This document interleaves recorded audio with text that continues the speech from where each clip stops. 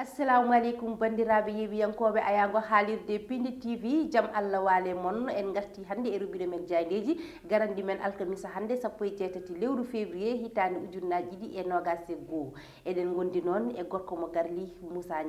Moussa Nia jaam waale ma debbo mo doɗel diri mamma o wiyete ko Salamata Amadou Dia ko noon tigui en calmodiri bandiraɓe yeeɓiyankoɓe ayaw habrede Pindi TV tawateɓe nder e bowal leydi kala sikki ala ko aadi bil aadi no ceerno hewno wiide kono hannde wona kanko dari ɗon omo e jaam noon ko jaam tigui jagguimo enen ñaago nde artate dow jaam tawtuɗo no oɗon aadi kadi mo ganduɗa o sifodiri ɗum e leñol pular fofo sifodiri ɗum e yiɗɓe Pindi TV suɓiɓe Pindi TV gam humpito no Salamata Amadou Dia wini jaam waale moon min gatti kadi jokkande on e habrude on holko fini e ganduɗa ko ruɓendu jayndeji men o subaka ko noon tigui Moussa Nia holko jayde jippinir ko noon tigui ha joni en jokki kaɗon haala ko ganduɗa ko Ousmane Sonko hoorejo Pastef e ganduɗa ka yiya ko on immunité parlementaire salmata to ganduɗa ko suudu sarde lendi manam assemblée nationale kono kay e vote on commission aɗa o mo ganduɗa kay ne waɗa sappo e goho ɗum noon en tawi nder jayndeji amma ɗum ko kay hanki to bowallade ngal Blaise Diagne jippima toon dose uji vaccin Sinopharm ɗe ganduɗa kay ene tija e lewru février nduɗo ko noon tigui Moussa Nia wadde puɗɗoɗen udditaren jande libération ko noon tigui jande libération ɓe kolliti ko ha joni ne jokki ɗeɗon nangle ɗe ganduɗa kay ko oɗon opération de ramassage ɓen wondiɓe Ousmane Sonko ɓe ganduɗa ko seppannoɓe gam kay oɗon alhaali tuuma viol e ganduɗa kay ko menace de mort pawaɗo e dow hoorejo Pastef o ene wayno noon direction des investigations criminelles dadeɓe leydi Sénégal ene jokki tigui e ngoɗon seppo hanki tigui ɓe jeehi ko to Médina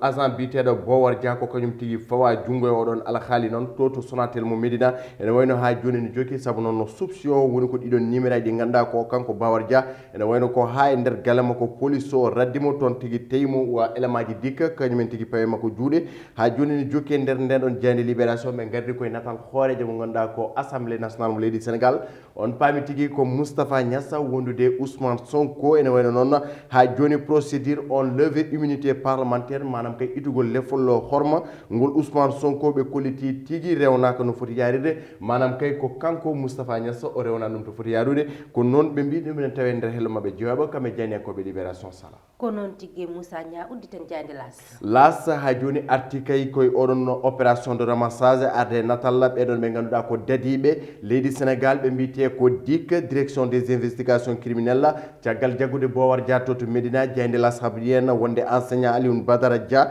kañumne tigui fawama junggo kono ha joni ɓeɗon caggal jaggude oɗon joom suuɗo Birane Souleye Diop ene wayno noon ha joni heɓe jokki e jiilaw oɗon Birame Souleye Diop caggal kay ɗin konngui kantoriɗi ɗi ganduɗa kay ko suutama wonde kay ko oɗon no cuddide makko taka kono ɗum koye nder ndeɗon jayde hello mabɓe tataɓa ɓe kolliti e nder batu jagorde ñalawma hanki o en ganduɗa kono hoore leydi wowirnowo ɗum kala e ararba o arti tigui e ganduɗa koye gonka pétrole ɗo e nder leydi Sénégal woni sababu jaynenkoɓe laasa windude Macky met en branlé son arsenal holliti tigui ɓe ganduɗa ko kuɓɓam walla mbiyenna ndeelam pétrole gonɗo ɗo e nder leydi Sénégal kame gaz poɗɗo waɗede exploité hitande 2023 o holliti ko ɓeɗon tigui ganduɗa ko jagorde makko yo mbattu hen haqqille no fewi nde kam pétrole o wawa yuɓinen no hannirta ni ko ɗum tigui tawete ndeɗon jayde kono sala ɓe goppani caggal oɗon covid 19 jokkude leydi ene wayno jeyniyankoɓe laasa mbi ko le coronavirus prend l'ascenseur hande ko jokkude e leydi kono kadi jokkude yoɓaɗe pitali ɓe kolliti e ñalawma hanki o ko jeenayo tigui mbasi pittali mum kono kay temedɗiɗo e capanɗe jeenayo e joyo woni tigui raɓaɓe oɗo covid 19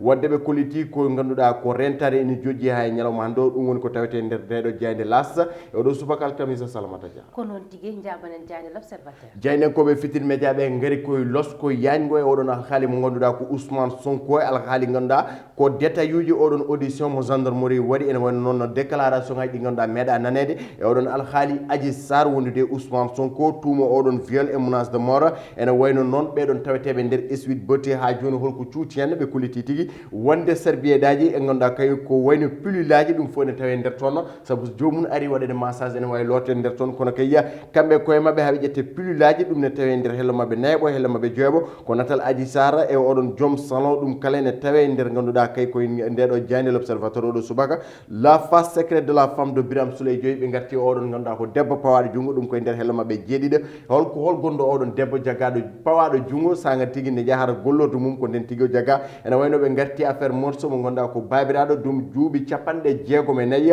kañum en tigi fawa jungo wondude kay goɗɗo to Tambacounda ngam kay wadde violé cuulel ngel ganduɗa ko cokosel ɗum ne tawi nder hello mabɓe sappo e tato kamɓe jeyndiyankoɓe ganduɗa kay ko l'observateur oɗo subaka ɓe garti e menace uji ganduɗa kay ko pawaɗe e nder cellal leydi Sénégal e jippogol tigi ganduɗa ko professionnel médical e oɗon rafi covid 19 ɗum koy ko hello mabɓe tatapo jeyndiyankoɓe fitir média ɓe sala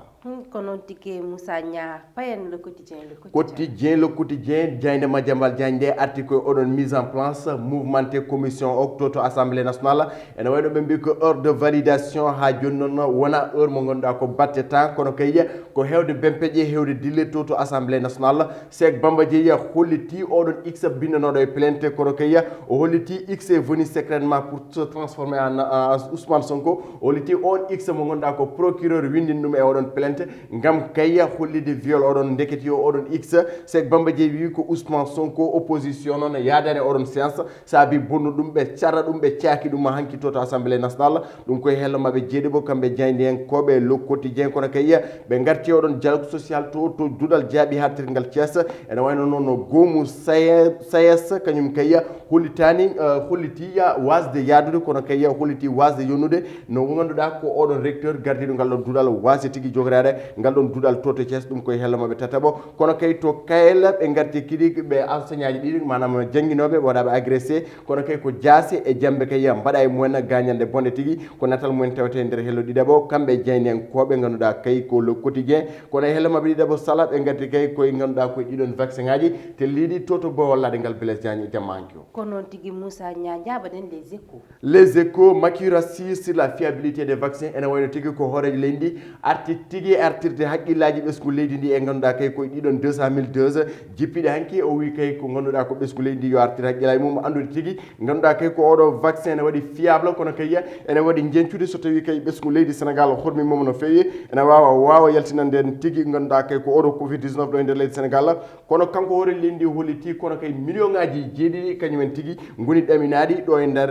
balɗe ganduɗa kay ko dabɓe no wiɗi il n'y a aucune raison de s'inquiéter o wi hay goto tigui fotani fayde gonko oɗon vaccin kono kay Macky suuti kongi fade oɗon jagorɗo makko cellal ɓaali vous avez toute ma confiance et mon soutien o wini ko Abdoulaye Diouf Sarr wonde kay no yuɓɓinide gueɗe ɗe kala nde ɓesgu Sénégal wawata ñakkade surtout oɗon covid 19 ene hani no fewi kono kay ɓeɗon jayniyankoɓe les échos goppani caggal oɗon immunité levée de l'immunité parlementaire mo Ousmane Sonko ɓe koliti nder ganduɗa koye yontere fande nde ngol ɗon lefol hormol ngol Ousmane Sonko ma itte no hannirta ni e wiide jayniyankoɓe ganduɗa ko les échos commission ad hoc ma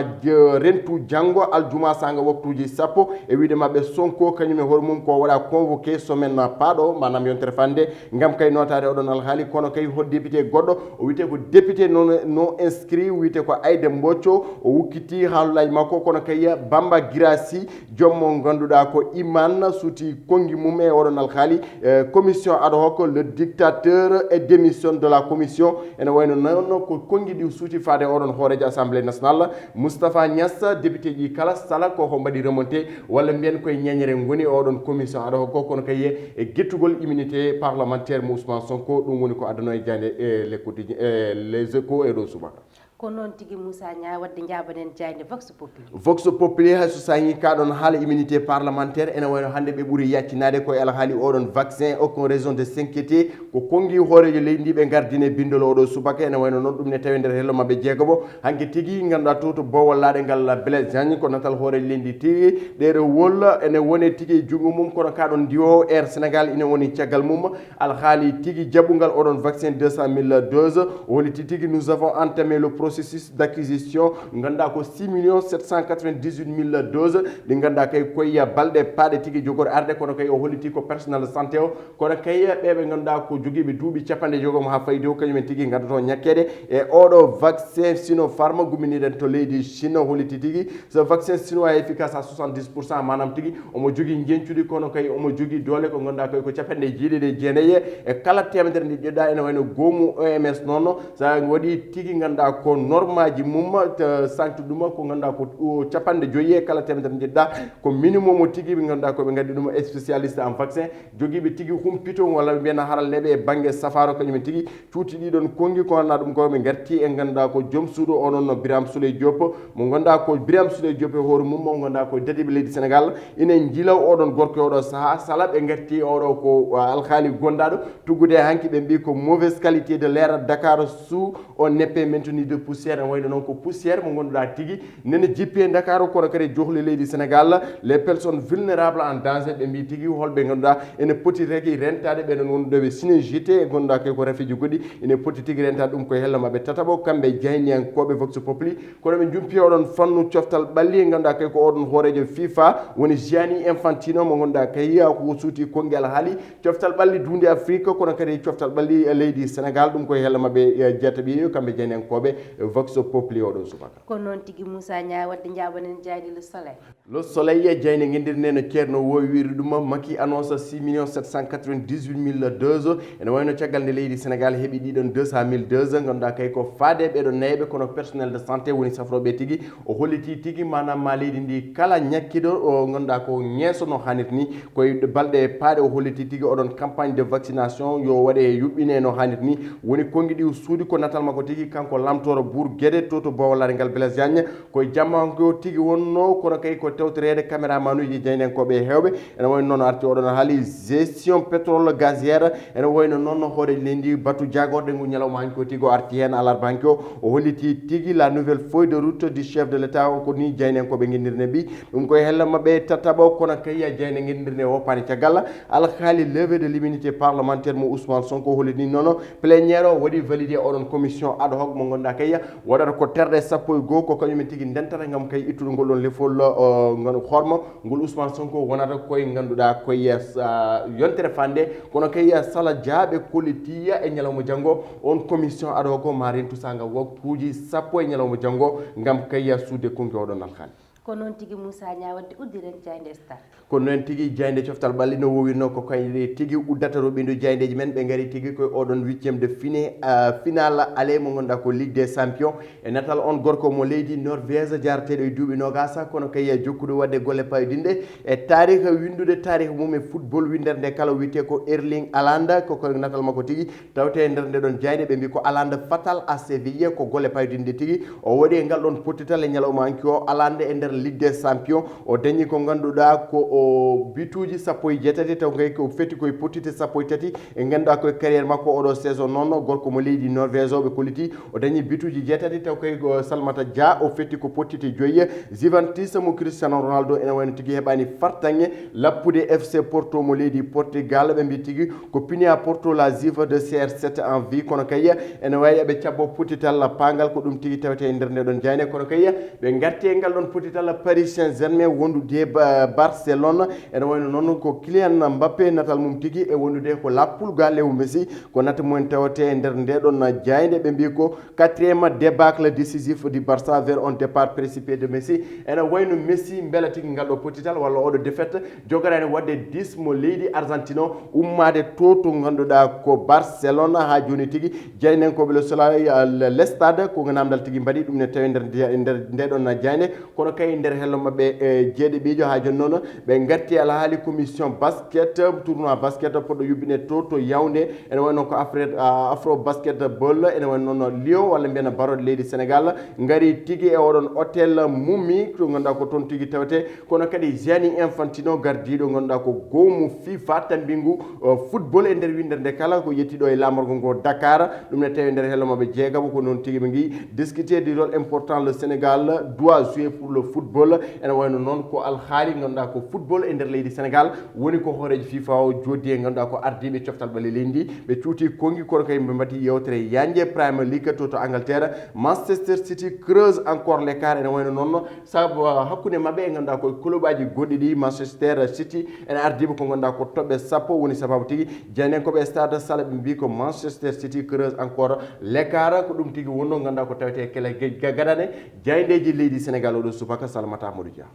Allah jarama Moussa Niang ko addun ko gaddunda hande e robindo jaydeji men kono Moussa eɗen teskiɗe balle walla guila hecci hanki faade hande poussiére kewɗo nane nokku men o kala ɗo jaaɗa aɗa yiya ɗon poussiére o kadi e nder jaydeji ni arti hen wonde yo yimɓeɓe ndento ɗum ha tengti ɓe ganduɗa ɓe ko wonduɓe sinusite walla ko wonduɓe asthmatique en ne ndentoto ne mbaɗata protégé o ha mbawa wasde hebde on ɗon poussiére kadi Moussa e nder jaydeji kadi arti hen wonde vaccin o so Allah jaaɓi ɓoyata fuɗɗoto hen ko mawɓe ɓe woni yarateɓe duuɓi 60 men faade en ɗum ɗon ɗon ko hunde nde ganduɗa nanɗon tan Moussa holko kalta hen ko noon tigui mi artade alhaali poussiére o hayso tawi no rentade ne jojji walla mbiyen wadde masque ne jojji kono wadde masque sala koye ñalawma hannde o tigui ɓuuri jojjude saabu oɗo poussiére ene wayno rafiji kewɗi ko hen gummoto kono kay ene wayno tigui moƴƴani ɓeɗon no cellani walla ɓe mbima les personnes vulnérables en danger was yaltude wona hunde ganduɗa haccudede par ce que yimɓe ko golloto yimɓe mbawa heddade nder galleji koko jaltata jiiliyo so tawi yaltaka yiiliyo ala o dañete wadde noon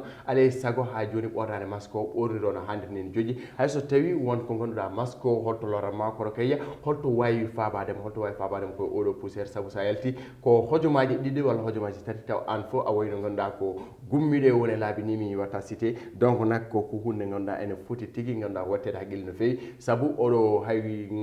oɗo poussiére hay goto andata ummi ko ene wawi ɗum rafiji kewɗi ne mbawi hen somade wadde salla mbiyami ko rentede jojji ko kalɗa ala haali vaccin ene wayno yettima to bawol ladengal Blaise Diagne no mbiruɗen ni ñalawma jamma hanki o tigui wadde e gardugol hoore leydi ndi kono ko jaɓɓugal tigui oɗon vaccin wonno wadde mbiyen ko joguiɗo jencude saabu tigui jeeyankoɓe kolli ganduɗa ko jeeɗiɗi ganduɗa ko kala temedere jiɗɗa manam 79% woni ko jogui e efficacité wadde mbiyen maro vaccin o ne wayri wonde en rafi covid 19 par ce que hole jeynenkoɓe walla mbiyen hole jeyndeje wiɓe le coronavirus prend l'ascenseur hande o ɓuuri layde kono